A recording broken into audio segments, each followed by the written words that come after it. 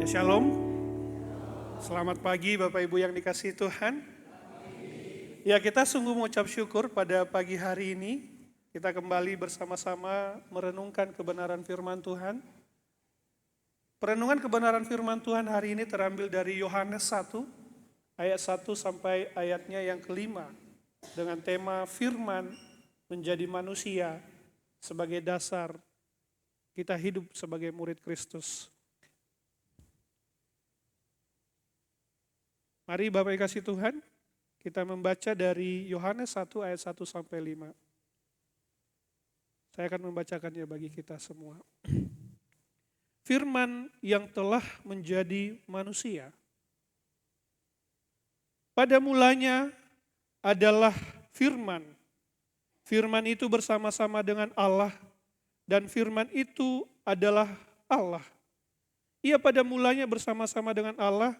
Segala sesuatu dijadikan oleh Dia dan tanpa Dia tidak ada sesuatu pun yang telah jadi dari segala yang telah dijadikannya. Dalam Dia ada hidup dan hidup itu adalah terang manusia. Terang itu bercahaya di dalam kegelapan dan kegelapan tidak menguasainya. Ya sedemikian jauh kebenaran firman Tuhan.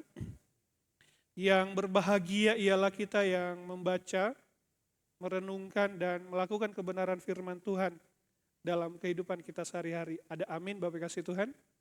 Amin ya. Nah Bapak kasih Tuhan, saya mau tanya Bapak kasih Tuhan. Bapak Ibu pernah tersesat enggak? Maksudnya bukan tersesat secara rohani, tapi maksud saya tersesat gitu ya. Tersesat dalam arti benar-benar tersesat, nyasar gitu. Katakanlah Bapak Ibu mungkin pernah jalan ke mall, terus waduh itu kayaknya gedungnya setiap terowongan-terowongannya itu sama. Jadi akhirnya mutar-mutar di dalam gitu ya. Mungkin sesat di komplek perumahan biasanya sama dan nggak tahu kan ya. Baru pertama kali ke sana cari alamat karena sama kemudian tersesat. Atau mungkin di kota, kita pernah ke satu kota yang asing gitu ya.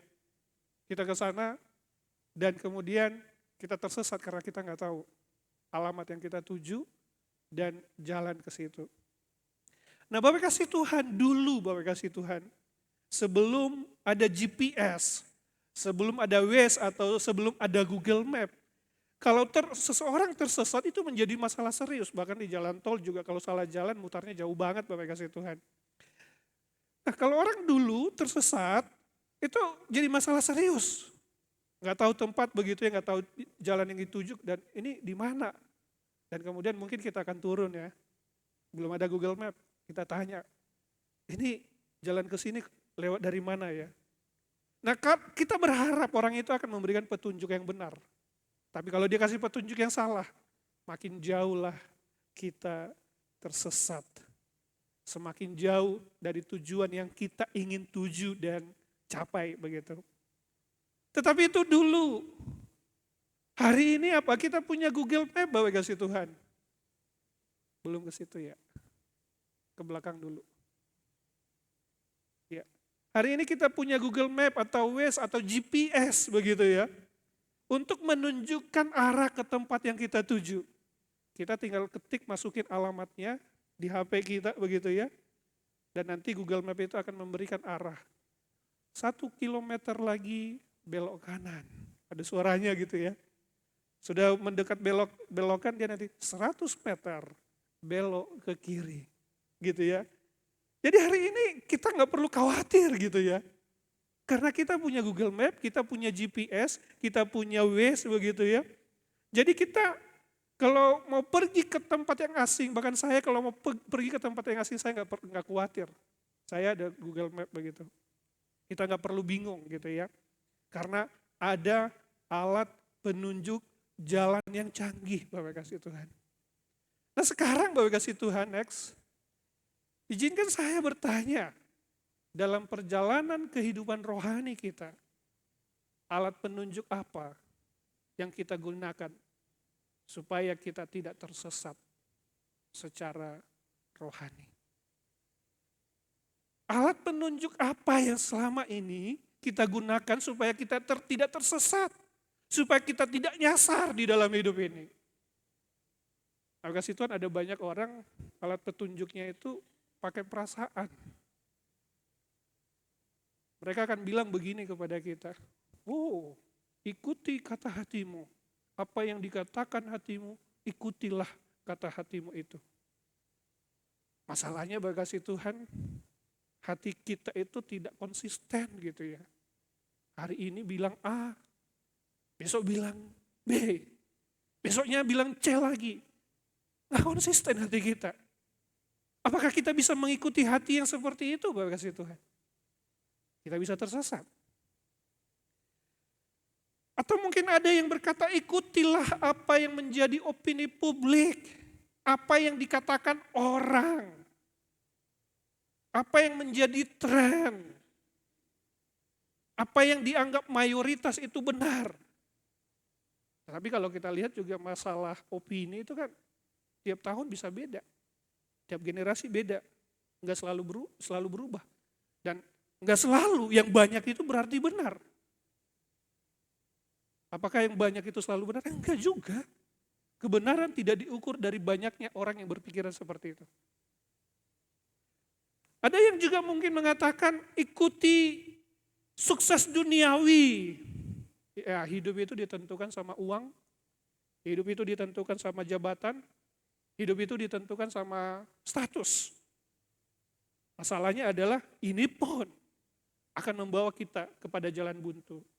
Berapa banyak orang yang hidup statusnya udah oke, karirnya sudah bagus, tapi hidupnya penuh kekosongan.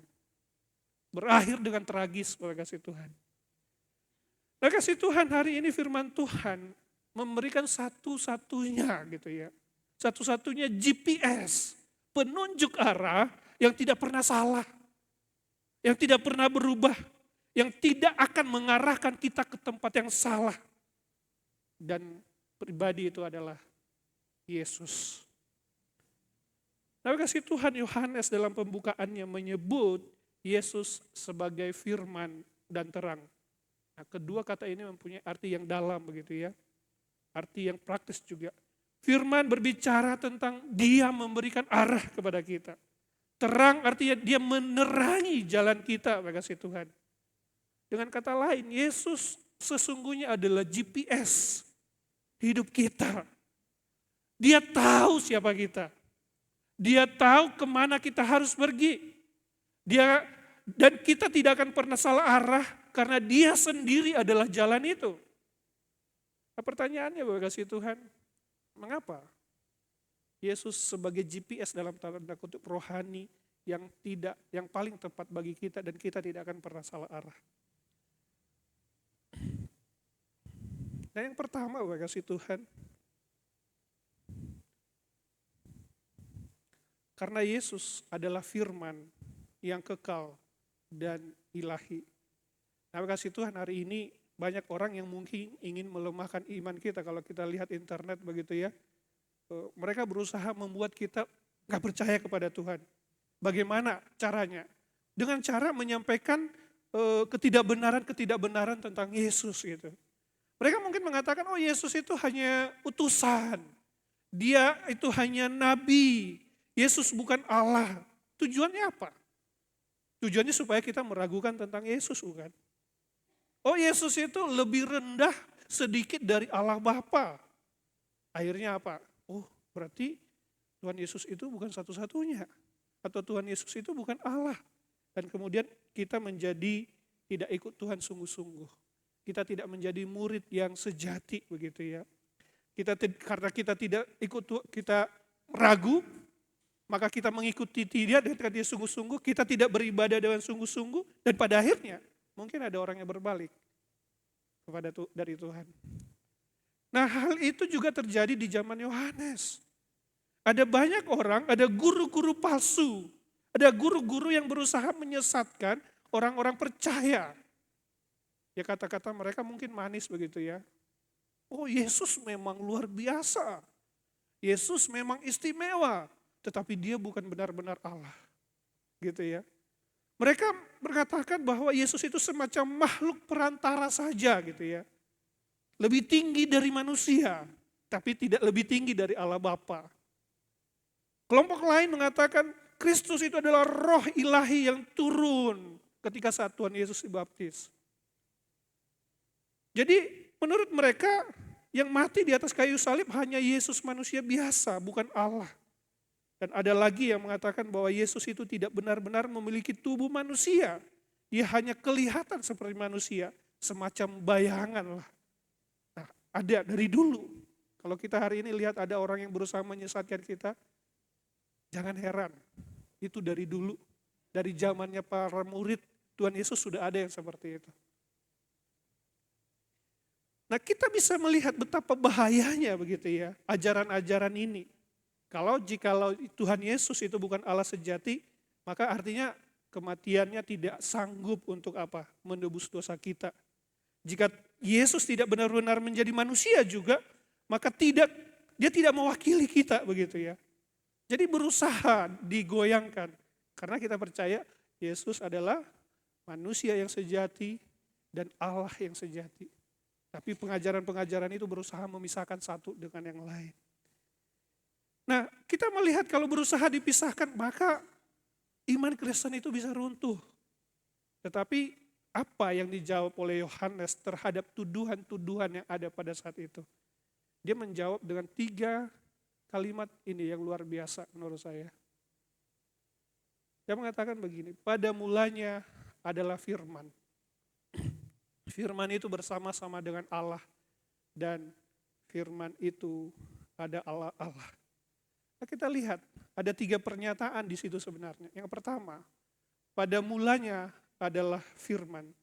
Nah, Yohanes, kalau kita berkata pada mulanya, ini akan mengingatkan kita kembali kepada perjanjian lama gitu ya. Kejadian 1 ayat 1.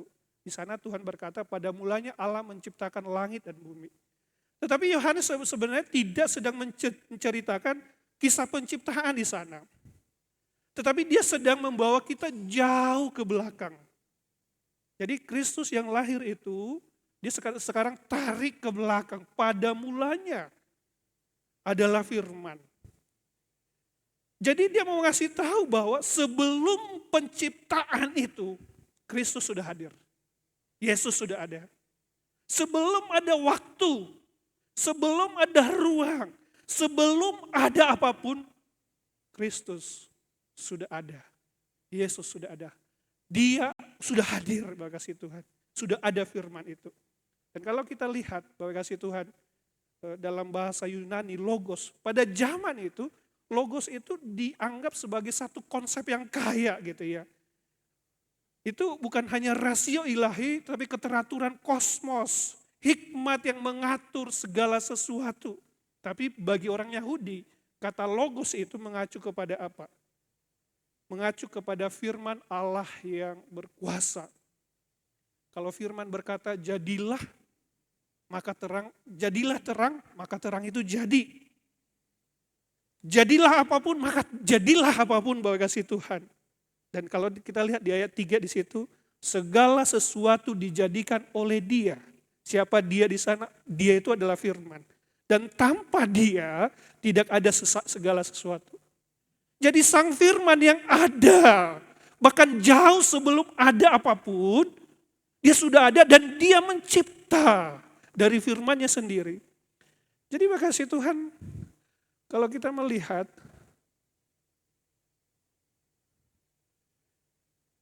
Tuhan Yesus tidak hanya muncul atau baru ada di Bethlehem lebih dari 2000 tahun yang lalu. Mungkin ada orang beranggapan, oh ya dia lahir, baru ada tahun 2000 tahun lebih dari 2000 tahun yang lalu dalam bentuk bayi, menjadi sama dengan manusia. Dia sudah ada, jauh bahkan sebelum kondisi itu pada saat itu, bahkan jauh sebelum ada penciptaan, dia sudah ada. Nah di Bethlehem itu hanyalah titik di mana Tuhan Yesus memasuki waktu. Dia menjadi sama dengan manusia begitu. Jadi implikasinya apa bagi kita, bagi Tuhan? Kalau kita sedang percaya kepada Yesus hari ini, kita sedang mempercayai Dia yang sudah ada. Sebelum segala sesuatu ada. Jadi Tuhan Yesus, dia lebih tua dari segala masalah-masalah kita. Dia lebih senior, dia lebih tahu segala kegagalan-kegagalan manusia. Dia lebih berpengalaman dari segala pergumulan-pergumulan kita. Dia udah ada, bahkan sebelum kita ada. Maka segala sesuatu yang kita alami, segala sesuatu yang kita rasakan, dia tahu Bapak kasih Tuhan. Itu implikasinya. Artinya kalau dia tahu, bahkan kita juga bisa mempercayakan hidup kita karena dia tahu segala sesuatu. Selanjutnya kasih Tuhan dikatakan juga begini. Firman itu bersama-sama dengan Allah. Dalam bahasa Yunani bersama-sama itu ada pros di sana. Itu artinya berhadap-hadapan begitu ya. Itu menekankan kedekatan di sana. Ada relasi yang intim dan juga ada saling komunikasi, ada relasi yang sangat dekat di sana. Jadi itu seperti sahabat karib yang saling berhadapan, saling menatap, berbicara dari hati ke hati. Nah itulah gambaran Yohanes yang diberikan relasi antara Allah Bapa dan Allah Anak. Jadi sejak kekekalan, sebelum waktu dimulai, ada persekutuan yang sempurna dengan Allah Tritunggal. Ada komunikasi yang tidak terputus, ada kasih yang tidak tergoyahkan antara Allah Tritunggal, kasih Tuhan. Dan yang ketiga terakhir, dikatakan apa? Firman itu adalah Allah. Ini sangat jelas. Siapa firman di situ? Firman itu adalah Allah. Siapa firman di situ? Yesus. Dia seakan-akan mau mengatakan bahwa firman itu adalah Yesus, dan Yesus itu adalah Allah. Enggak ada dikatakan di sana seperti yang orang katakan Yesus itu di bawah Allah, subordinat. Ini Allah Bapa, ini adalah subordinatnya. Tapi dikatakan di sana Yesus adalah Allah, dia sejajar bersama-sama dengan Allah Bapa. Jadi kita melihat di sini konsep Allah Tritunggal gitu ya. Firman itu berbeda memang dari Allah Bapa.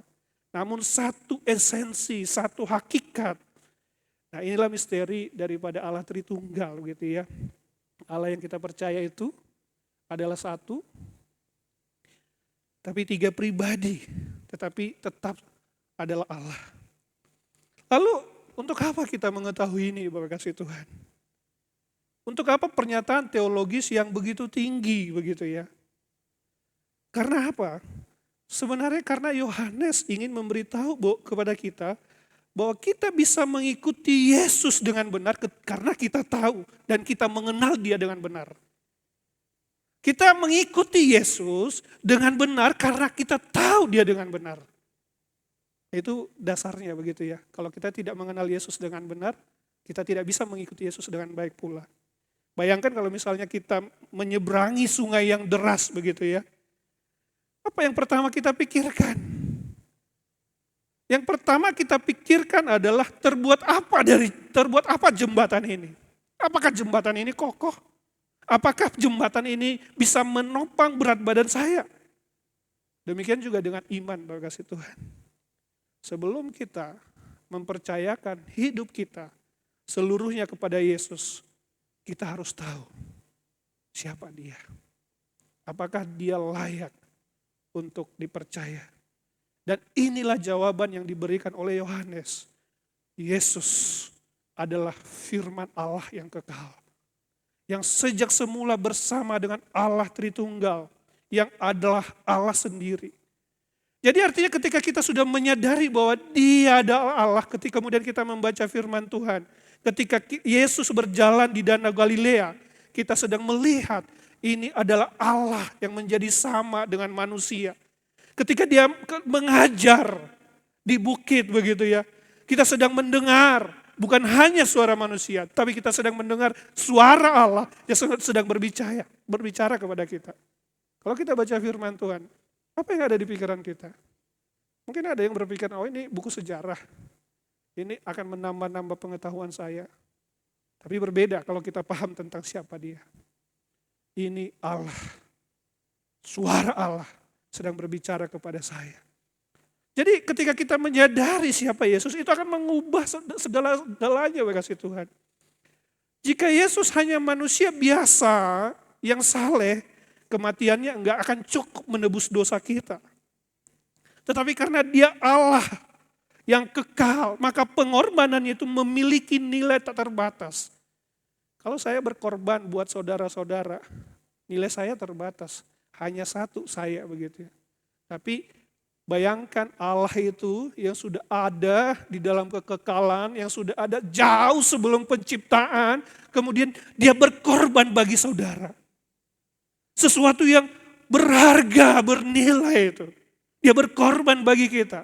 Maka pengorbanannya itu adalah nilai yang paling besar bagi kita, bagi saya, Bapak Ibu dikasih Tuhan. Bapak dikasih Tuhan. Next. Pada tahun 155 Masehi, ada seorang uskup tua bernama Polikarpus di Smyrna. Usianya sudah 86 tahun begitu ya. Dia adalah murid langsung dari Yohanes, penulis Injil yang tadi kita baca. Apa yang Yohanes tulis tentang firman yang kekal, itulah yang juga didengarkan oleh Polikarpus dari mulut Yohanes. Nah pada masa itu Kaisar Romawi menuntut semua warga untuk menyembah patungnya Kaisar.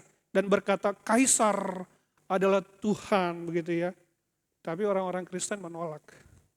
Bagi mereka hanya ada satu Tuhan. Yaitu Allah Tritunggal. Yaitu Tuhan Yesus. Polikarpus kemudian ditangkap karena dia memberontak. Dia melawan begitu ya. Gubernur kemudian memberikan satu kesempatan terakhir kepadanya. Polikarpus, kasihanilah dirimu. Lihatlah usiamu. Cukup kamu katakan Kaisar adalah Tuhan. Dan kamu bebas. Kutukilah Tuhanmu itu. Dan aku akan melepaskanmu. Apa kata Polikarpus Bapak kasih Tuhan? Dengan suara yang lantang tetapi penuh kuasa ia menjawab. 86 tahun aku telah melayani Kristus. Dan dia tidak pernah berbuat salah kepadaku. Bagaimana mungkin aku menghujat rajaku yang telah menyelamatkan aku. Gubernur mengancam. Aku punya binatang buas loh. Aku akan melemparkanmu dan kamu akan menjadi sisa tulang belulang begitu. Polikarpus menjawab, panggillah binatang buas itu. Kalau kamu tidak takut binatang buas, aku akan membakarmu hidup-hidup.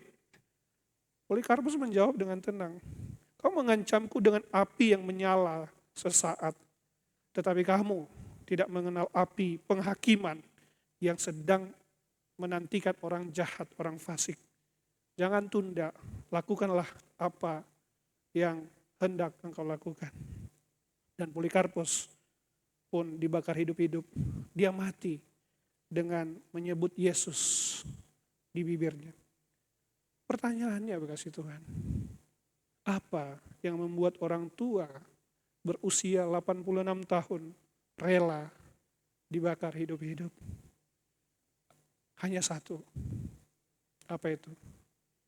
Dia punya keyakinan yang absolut. Keyakinan yang begitu confident bahwa Allah yang dia sembah, Yesus yang dia sembah adalah Allah yang sejati, yang menyelamatkan dia dari penghukuman yang kekal. Kalau Yesus hanya manusia biasa, mungkin Polikarpus tidak akan rela mati. Bapak kasih Tuhan, kalau Yesus benar-benar Allah yang kekal, maka ada implikasi yang langsung sebenarnya di dalam hidup kita. Mungkin selama ini ketika kita datang ke gereja, kita seperti datang ke tempat-tempat seminar motivasi.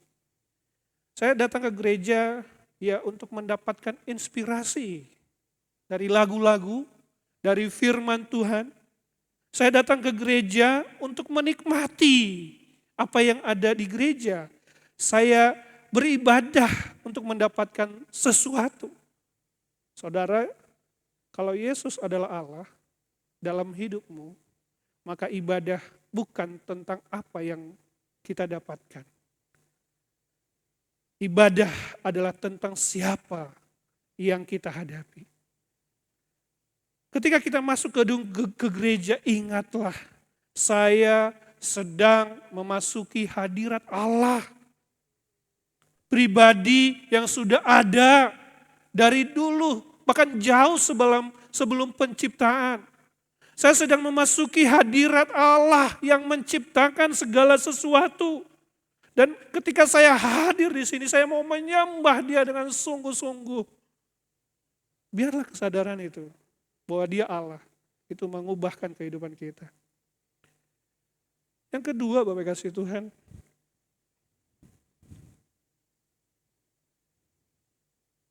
Yesus adalah sumber kehidupan dan terang.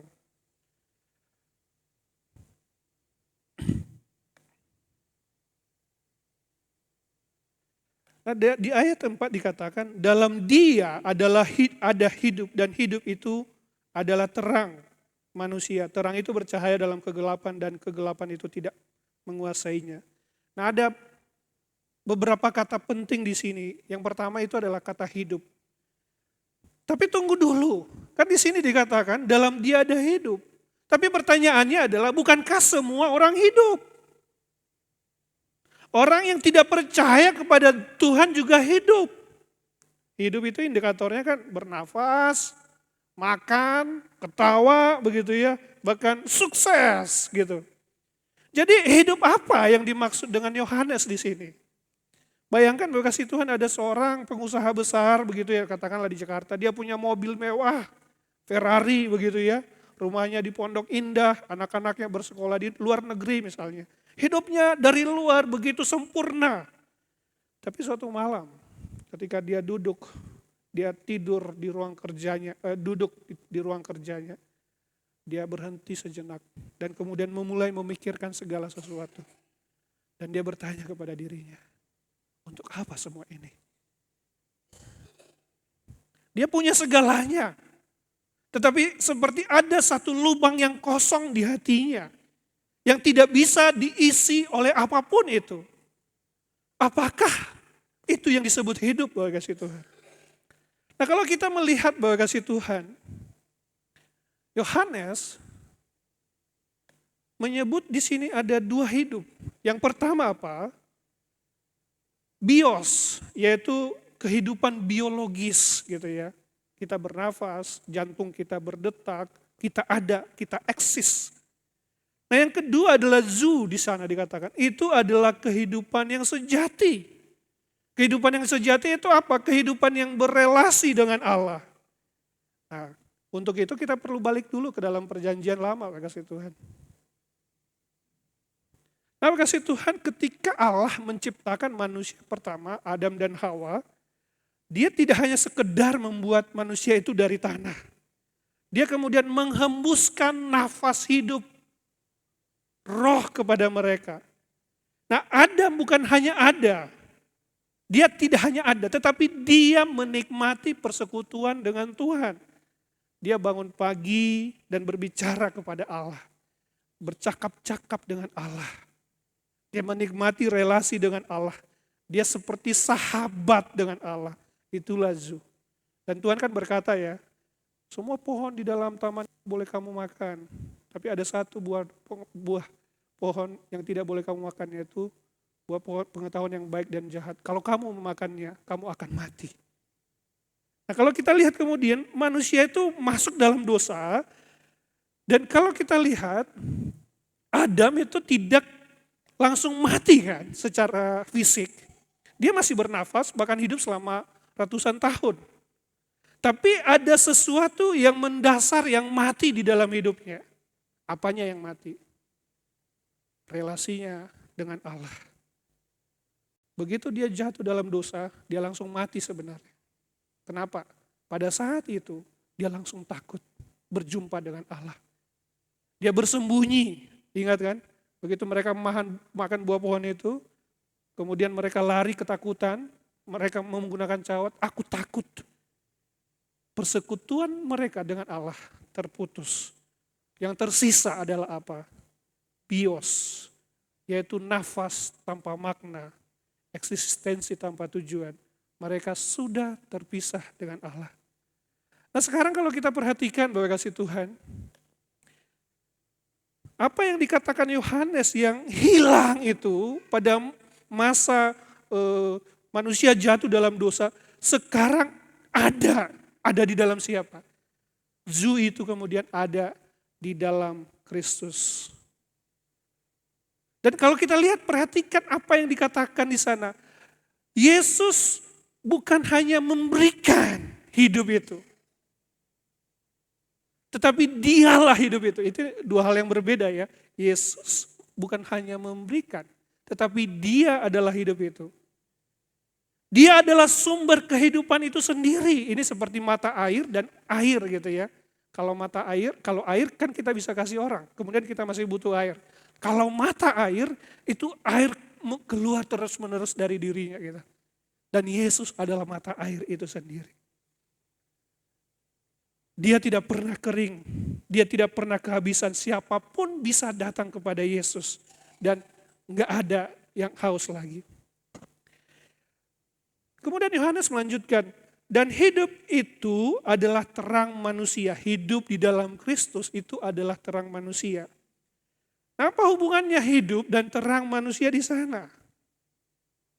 Tapi kasih Tuhan, ketika kita percaya kepada Yesus dan aliran air itu ada, hidup itu ada di dalam kita, dan sekarang kemudian kita tidak hanya hidup secara fisik lagi, bukan hanya bios, tapi ada zu di sana, yaitu kita memiliki relasi dengan Allah. Nah ketika kita memiliki relasi dengan Allah Bapa sekarang, kita akan melihat dengan cara yang berbeda, Bapak kasih Tuhan. Kita akan melihat matahari terbit. Dan sekarang tidak melihatnya hanya sebagai matahari terbit saja. Kita melihat di balik matahari terbit, di balik itu, fenomena alam itu, ada tangan Allah yang menciptakannya. Ketika kita misalnya memeluk anak kita, sekarang kita tahu bahwa ada pribadi yang mempercayakan anak itu kepada kita. Ketika kita misalnya makan, kita hanya tidak berpikiran itu hanya makanan. Tetapi kita sekarang tahu kepada siapa kita bersyukur. Saya tahu berkat ini tidak datang dengan sendirinya. Memang saya usahakan, saya bekerja. Tetapi ini adalah anugerah Allah yang Tuhan berikan kepada saya. Nah hidup yang tadinya serangkaian, sesuatu yang monoton, menjadi bermakna karena kita memahami, karena di balik semuanya ada Allah. Sebaliknya apa? Kegelapan di sana. Kegelapan bukan berarti kita tidak bisa bekerja, kita tidak bisa ketawa, kita tidak bisa menikmati hidup.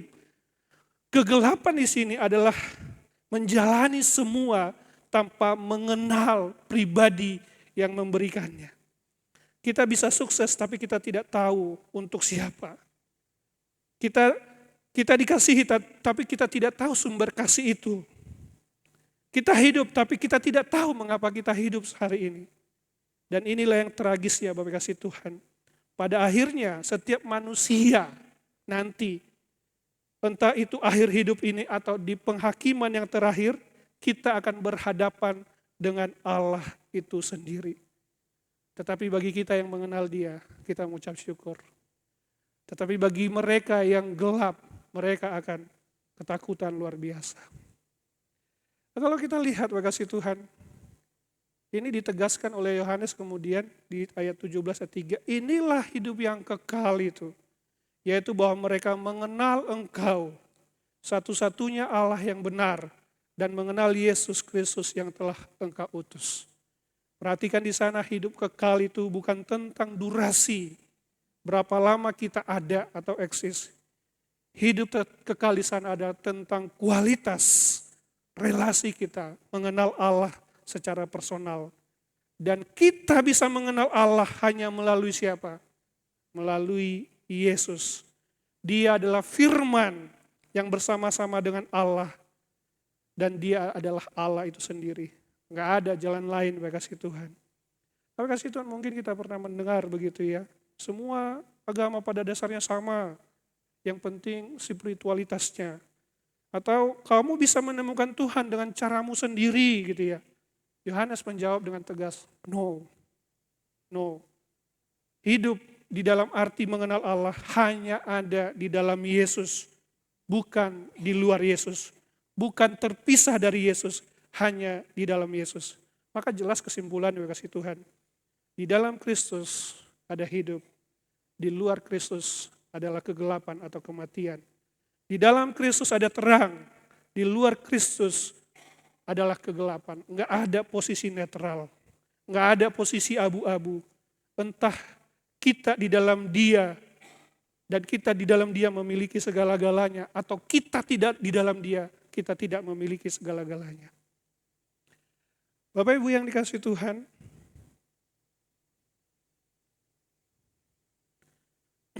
beberapa tahun lalu ada satu berita begitu ya, ada seorang pria yang dikatakan buta. Sudah beberapa puluh tahun dia buta, bahkan mungkin dari lahirnya. Nah, dia hidup di dalam satu kegelapan yang total begitu.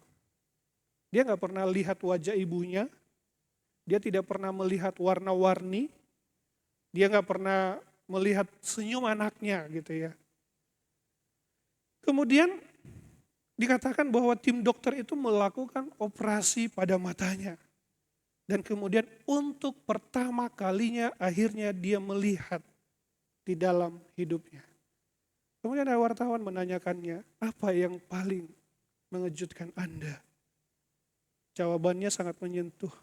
Dia berkata, saya tidak tahu bahwa dunia ternyata seindah ini. Saya pikir saya sudah mengenal dunia ini. Saya bisa merabanya, saya bisa mencium dunia ini, saya bisa mendengarnya. Tapi ternyata saya tidak tahu apa-apa. Sekarang saya melihat warna, saya melihat cahaya, saya melihat wajah orang-orang yang mengasihi dan dikasihi saya. Ini seperti kelahiran yang kedua. Perhatikan saudara, sebelum operasi pria itu tidak tahu bahwa dia tidak melihat. Dia pikir pengalamannya tentang dunia sudah lengkap. Dia memang bisa berfungsi, berjalan, berbicara, bekerja. Tapi dia tidak tahu ada dimensi realitas yang sama sekali terlewatkan oleh dia. Begitulah kondisi manusia tanpa Kristus. Kita mungkin merasa hidup sudah lengkap. Kita mungkin bisa berkata berfungsi dengan baik, kita sukses secara duniawi. Tapi ada dimensi lain yang kita tidak pernah tersentuh, yaitu relasi dengan Allah. Di mana kita menemukan makna sejati, di mana kita menemukan tujuan yang kekal. Ketika Kristus membuka mata rohani kita, kita akan berkata seperti pria itu, bukan? Saya tidak tahu bahwa hidup seindah ini. Saya pikir sudah hidup, ternyata saya hanya ada. Sekarang saya mengenal Allah, sekarang saya melihat Dia di mana-mana. Ini seperti kelahiran kedua bagi saya. Dan itulah yang Yesus katakan kepada Nikodemus, Bapak kasih Tuhan.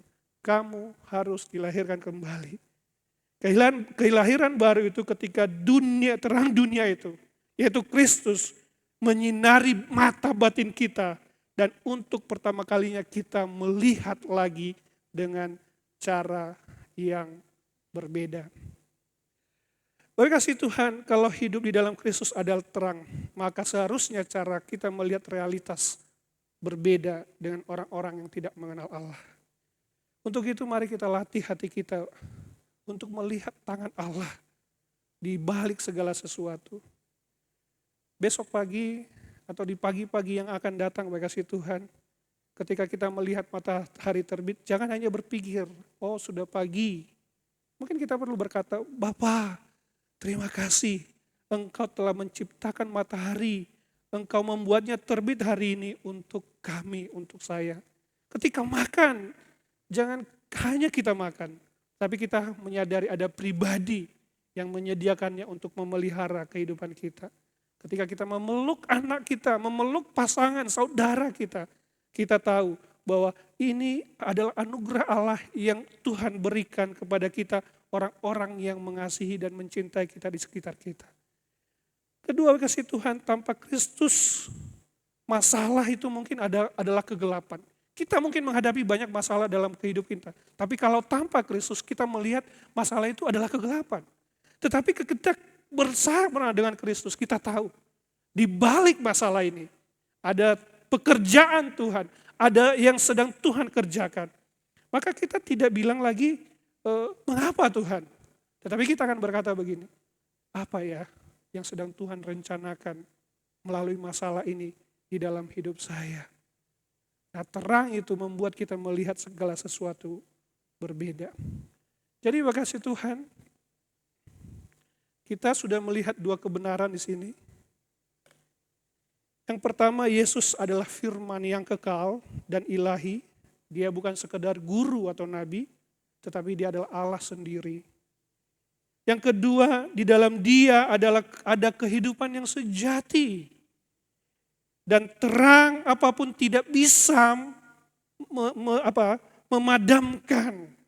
Kegelapan apapun tidak bisa memadamkan terang itu. Karena dia adalah terang sejati.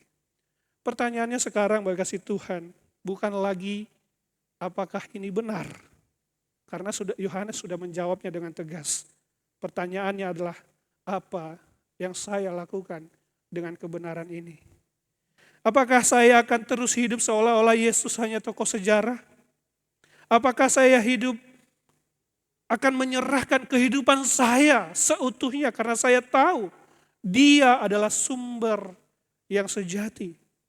Dia adalah GPS rohani saya yang akan menuntun saya kepada kekekalan dan saya akan mendapat hidup yang kekal. Itu menentukan keputusan kita. Apa keputusan kita hari ini? Mau ikut dia dengan sungguh-sungguh atau menganggap dia seperti tokoh sejarah saja. Kalau saya akan mengikut Tuhan dengan sungguh-sungguh. Karena saya yakin dia adalah Allah, pencipta segala sesuatu. Dalam dia ada hidup yang menerangi hati saya. Dan saya akan mengikut dia dengan kesungguhan hati saya. Dan biarlah itu juga menjadi tekad kita Bapak kasih Tuhan. Ikut Tuhan dengan sungguh-sungguh. Ada amin Bapak kasih Tuhan? Amin. Mari kita berdoa.